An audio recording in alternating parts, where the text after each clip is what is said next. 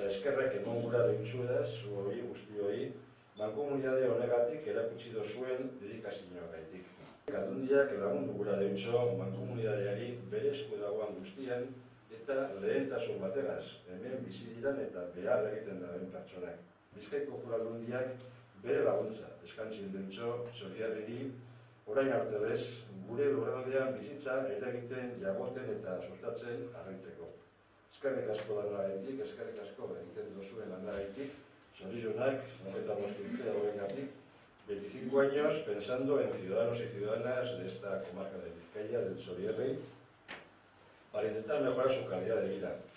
25 años también trabajando y construyendo Vizcaya y levantando la persiana todas las mañanas. Esta comarca ha tenido una transformación muy importante en estos últimos años y que la labor tanto de los municipios como de la mancomunidad en esa transformación ha sido importante.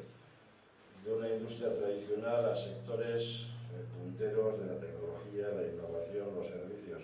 Y creo también y creemos que para seguir creciendo como mancomunidad y como territorio y como país, desde la Diputación intentamos seguir desarrollando actuaciones para promover la creación de nuevas empresas de base tecnológica, ofrecer apoyo financiero a entidades punteras como el Centro Social aquí en el Txorierri y para que continúen también con su actividad en el territorio.